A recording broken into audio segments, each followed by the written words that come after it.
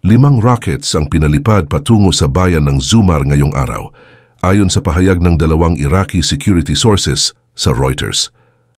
Ayon sa Fox News producer na si Liz Frieden, wala namang nasawi sa pag-atake.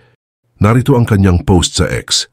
Kasunod ng mga ulat ng pag-atake ng rocket sa isang base ng US sa Syria, sinabi ng isang opisyal ng US sa Fox News na higit sa 5 rockets ang pinaputok mula sa Iraq patungo sa Syria na malapit sa base ng US. Wala namang service members ng US ang namatay o nasugatan at wala ding pinsala sa nasabing base. Hindi pa malinaw kung ang tinutukoy na base talaga ang target. Ang pag-atake laban sa mga puwersa ng US ay sinasabing pinakauna mula pa noong unang bahagi ng Pebrero nang ihinto ng mga grupong suportado ng Iran sa Iraq ang kanilang mga pag-atake laban sa mga tropang US. Naganap ang mga pag-atake sa parehong araw na bumalik ang punong ministro ng Iraq na si Mohammed Shia al-Sudani mula sa isang pagbisita sa Estados Unidos at nakipagpulong kay Pangulong Joe Biden sa White House. 2 ang pinagmumulan ng security sources at isang matataas na opisyal ng hukbo ang nagsabi na ang isang rocket launcher na naka-fixed sa likod ng isang maliit na truck ay nakaparked sa Zumar na isang border town sa Syria. Sinabi ng military official na ang truck ay nagliyab gawa ng isang pagsabog mula sa unfired rockets kasabay ng mga eroplanong pandigma sa himpapawid.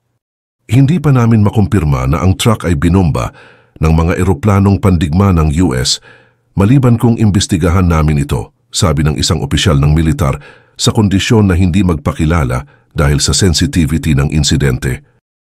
Ang mga pag-atake ay naganap isang araw pagkatapos ng isang malaking pagsabog sa isang military base sa Iraq ng maaga ng Sabado. Ang mga pinaghihinalaang Israeli stealth fighter ay nag-blitzed ng isang military base na suportado ng Iran sa Iraq sa isa pang shadow war na overnight strike. 3 F-35 Lightning fighter ang iniulat na nanguna sa pag-atake sa terror base ng Iranian Puppet Group na nasa halos 30 milya sa timog ng Baghdad. Walang aircraft na na-detect sa lugar bago ang malalaking pagsabog sa isang command post na nag-iwan ng hindi bababa sa isang patay at 8 nasugatan. Ang Israel ay nagpapatakbo ng strike force na 75 F-35 na narate bilang pinakamakapangyarihang war jet sa mundo salamat sa kanilang mga space-age weaponry at radar dodging technology. Ang mga pag-atake ay nakasira ng isang popular mobilization force headquarters sa Kalso na binayaran ng mga teroristang mula ng Iran. Wala pang komento ang Israel sa pag-atake, ngunit kinumpirma ng US na hindi ito kasangkot at walang puwersang pangrehiyon, ngunit ang Israel ang may lakas at motibo upang ilunsad ang pag-atake. Kung ako ang Pangulo ng US, hindi sana nangyari ang pag-atake ng Iran. Pagpapahayag ni Donald Trump, inulit naman ng Israel ang kanilang babala ayon sa kanila, kung sino mang manakit sa amin, pipinsalain namin sila. Pinatunayan ni UK Prime Minister Sunak na binaril ng RAF ang mga drone ng Iran na patungong Israel. Gusto ko lang sabihin, pagpalain ng mga tao sa Israel, sila ay inaatake ngayon. Iyan ay dahil ipinakita natin ang napakalaking kahinaan. Hindi mangyayari ito. Ang kahinaan na ipinakita natin ay hindi kapanipaniwala at hindi mangyayari ito kung kami ay nasa pwesto. Ito ay isang pag-atake na hindi dapat nangyari. Ibig kong sabihin, isipin mo kung ano ang kailangan nating pagdaanan at ang mga bagay na tiniis natin, pati na ang border. Ang mga mamamayan ng Israel sa mga nagdaang taon at lalo na sa mga nakaraang linggo ay naghahanda para sa isang direktang pag-atake ng Iran. Ang aming mga depensibong sistema ay nakadeploy. Handa kami para sa anumang sitwasyon sa depensa at sa pag-atake. Ang Estado ng Israel ay matatag. Ang IDF ay malakas, ang publiko ay matatag. Pinahahalagahan namin ang pagtayo ng US sa tabi ng Israel, pati na rin ang suporta ng Britanya, Pransya at iba pang bansa. Napagpasyahan namin ang isang malinaw na prinsipyo. Kung sino mang manakit sa amin ay wawasakin namin. Ipagtatanggol namin ang aming sarili laban sa anumang banta at gagawin ito ng may katwiran at determinasyon. Mga mamamayan ng Israel, alam ko na kayo rin ay may kakayahang mag-isip ng maayos. Hinihikayat ko kayo na sundin ang mga direktiba ng IDF Home Front Command. Sama-sama tayong tatayo at sa tulong ng Diyos, sama-sama nating malalampasan ang lahat ng ating mga kaaway. Kagabi ay naglabas ng sunod-sunod na mga missile at attack drones ang Iran sa buong gitnang silangan patungo sa Israel. Ito ay isang mapanganib at hindi kinakailangang pagpapalubha na mariin kong kinukondena. Dahil sa isang international na nagkakaisang pagsisikap na kung saan kasama ang United Kingdom, halos lahat ng mga missile na ito ay nasaklaw na nagligtas ng mga buhay hindi lamang sa Israel kundi pati sa mga kalapit na bansa tulad ng Jordan. Dahil sa isang international na nagkakaisang pagsisikap na kung saan kasama ang United Kingdom, halos lahat ng mga missile na ito ay nasaklaw na nagligtas ng mga buhay hindi lamang sa Israel kundi pati sa mga kalapit na bansa tulad ng Jordan. Ang RAF ay nagpadala ng karagdagang eroplano sa rehiyon bilang bahagi ng patuloy naming operasyon laban sa Daesh sa Iraq at Syria. Maipapahayag ko na ang aming mga eroplano ay matagumpay na pinabagsak ang ilang Iranian attack drones at gusto kong purihin ang tapang at profesionalismo ng aming mga piloto na lumipad sa harap ng panganib upang protektahan ang mga sibilyan. Tulad ng aking sinabi kahapon, malinaw na determinado ang Iran na magdulot ng hindi pagkakaunawaan at destabilisasyon sa rehiyon sa kanilang sariling teritoryo. Ito ay lubos na malinaw sa kanilang mga kilos. Kung matagumpay ang ataking ito, ang epekto nito sa katatagan ng rehiyon ay mahirap ipaliwanag at nananatili kaming kaakibat sa seguridad ng Israel at ng mas malawak na rehiyon. Ang kailangan natin ngayon ay mga lider na may kababaang loob na mamuno.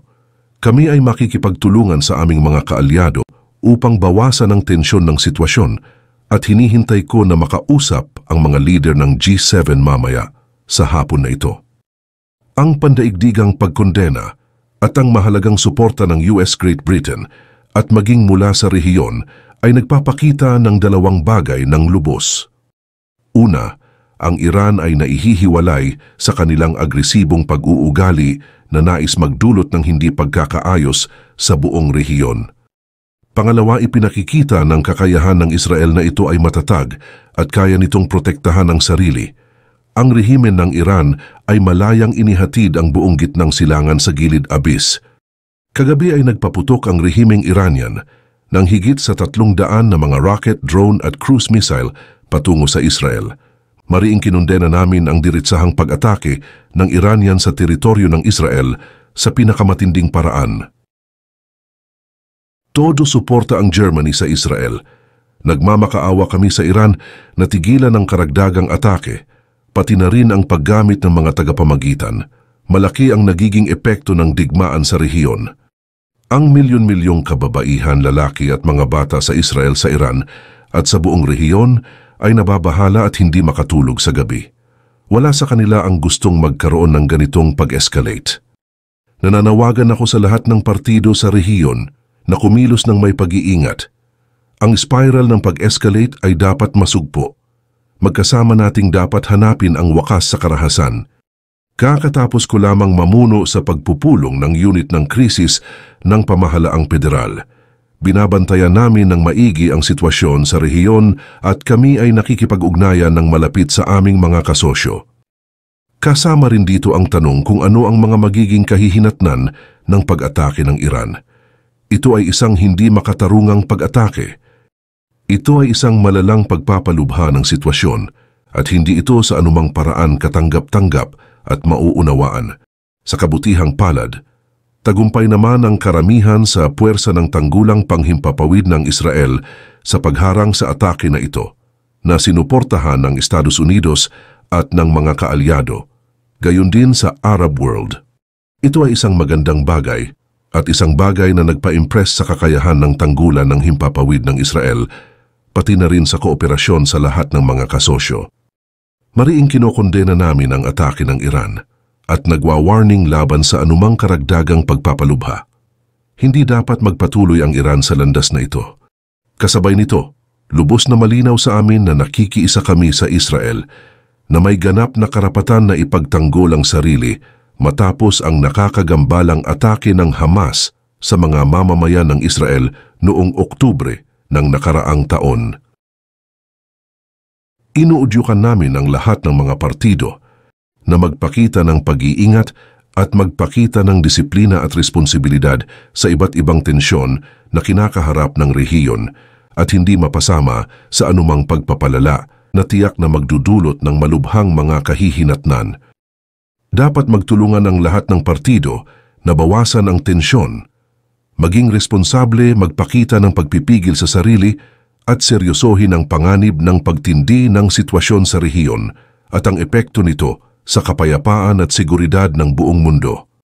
Pinaiigting at pinatitibay namin na ang matapang na sandatahang lakas ng Arab ay haharap at susuportahan ng aming mga security services at competent authorities. Ang sino mang magbubunsod ng panganib sa seguridad at kaligtasan ng bansa at mamamayan, pati na rin ang kabanalan ng espasyo sa himpapawid at teritoryo mula sa anumang banta o paglabag mula sa kahit anong panig at gagamitin ang lahat ng magagamit na kakayahan sa ganitong sitwasyon. Kahapon, hinarap namin ang ilang lumilipad na mga bagay na pumasok sa aming espasyo sa himpapawid at tinugunan ito upang maiwasan ang mga banta sa kaligtasan ng aming mga mamamayan at sa mga tirahan ng maraming tao. Ang mga shrapnel ay bumagsak sa maraming lugar sa panahong iyon at sa kabutihang palad, hindi ito nagdulot ng malaking pinsala o anumang mga sugat sa mga mamamayan.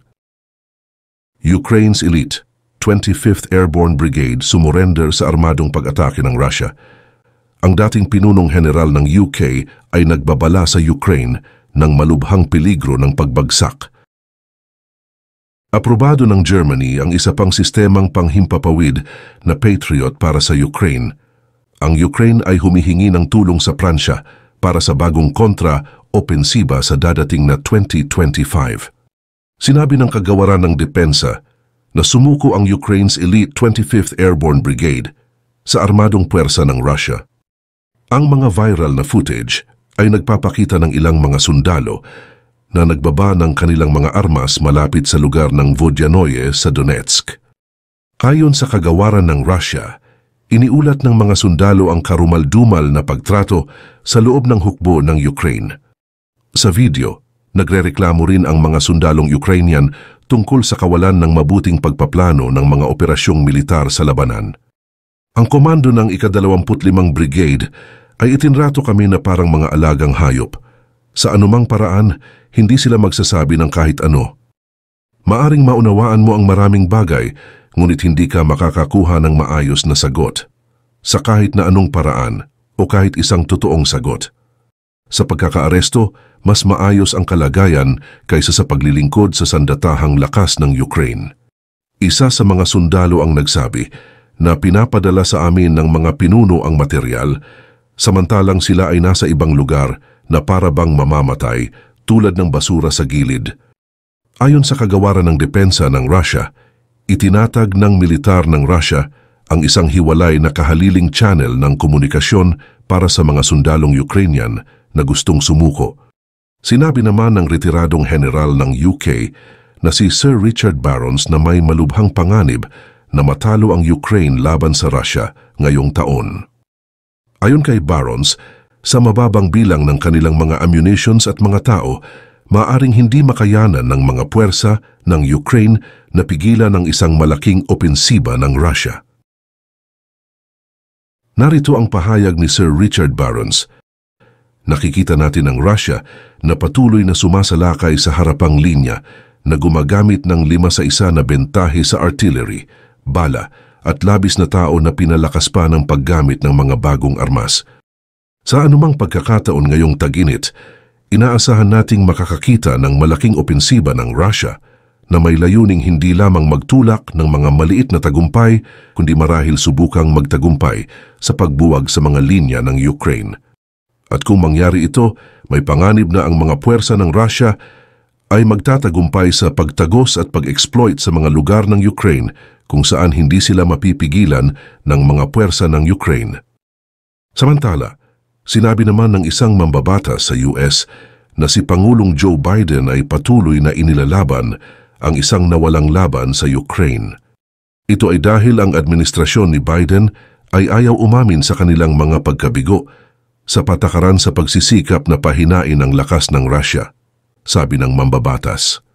Sinabi naman ni Senator Ron Johnson, isang mambabatas sa US, sa isang punto kailangan mong tanggapin ang katotohanan at ibatay ang iyong mga desisyon sa katotohanan.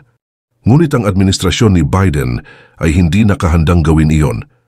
Ang mga general ay hindi handang gawin iyon dahil kailangan nilang aminin na mali sila sa buong panahon. Nonsense para sa pamahalaan ng US na manatiling tapat sa kanilang inihayag na layunin na tulungan ang Ukraine na talunin ang mga puwersa ng Russia. Ukraine tatanggap ng sistemang panghimpapawid na Patriot mula sa Germany. Pinasalamatan ni Pangulong Volodymyr Zelensky ng Ukraine ang Germany para sa isa pang US-made Patriot Air Defense System at Air Defense Missiles. Narito ang pahayag ng Pangulo ng Ukraine na si Volodymyr Zelensky. Ngayon mayroon tayong napakagandang resulta mula sa ating internasyonal na trabaho. Ang Germany ay magbibigay sa atin ng karagdagang Patriot. Ngayong araw kami ay pumayag dito kasama ang Kansilera Scholz. Kami rin ay nagtatrabaho kasama ang Germany sa karagdagang sistema ng IRIS-T. Ito rin ay isang malakas na sistema ng air defense at mga missile para sa aming umiiral na mga sistema ng air defense. Tunay na nararamdaman ang pamumuno ng Germany at dahil sa gayong pamumuno, maliligtas natin ang libu-libong buhay. Samantala, nagsimula na ang Ukraine sa konstruksyon ng 2 reaktor sa isang nuclear power plant na disenyo ng US. Ang mga manggagawa sa Khmelnytsky Nuclear Power Plant ay naglagay ng simbolikong 1 kubikong metro ng semento para sa mga reaktor na gagamit ng teknolohiyang US. Ayon sa Deputy Secretary General ng NATO na si Mircea Geoana, ang Ukraine ay sasali sa NATO sa hinaharap basta matugunan ang mga pampulitikong kondisyon. Ang Ukraine ay lumalapit sa NATO halos araw-araw. Hindi ko masabi kung kailan, ngunit alam ko na ang Ukraine ay magiging bahagi ng pamilya ng Euro-Atlantic ayon kay Mircea Geoana. Si Geoana ay nagtakda ng mga precondition para sa Ukraine na sumali sa organisasyon kabilang ang pagkakaroon ng matibay na militar, demokrasya at ekonomiya. Ipinagdiinan ni Geoana ang pagkakaisa ng 32 miyembro ng desisyon, kahit na may kawalang katiyakan tungkol sa posisyon ng Hungary at Slovakia. Ang mga pinuno ng Hungary at Slovakia ay kamakailan ay nag-aatubiling magbigay ng mga armas at tulong sa Ukraine. Ang Ukraine ay humiling sa France na tulungan ang militar ng Ukraine sa paghawak ng posisyon sa labanan ngayong taon, ayon sa isang opisyal ng France na nagsabi sa pahayagang Le Figaro. Ang Ukraine ay humihingi ng tulong upang ihanda at simulan ang isang bagong kontraofensiba sa 2025 ayon sa opisyal ng France na nakalahok sa mga usapan sa Ukraine. Kinakailangan ng Ukraine ang surface-to-air medium-range land-based air defense system, pagdadagdag pa ng opisyal. Gayunpaman ang MBDA, ang gumagawa ng Aster-30 missiles, ay hindi pa makapagbibigay ng higit pang mga missile sa Kyiv dahil kailangan din ito ng militar ng France ayon sa ulat ng Le Figaro.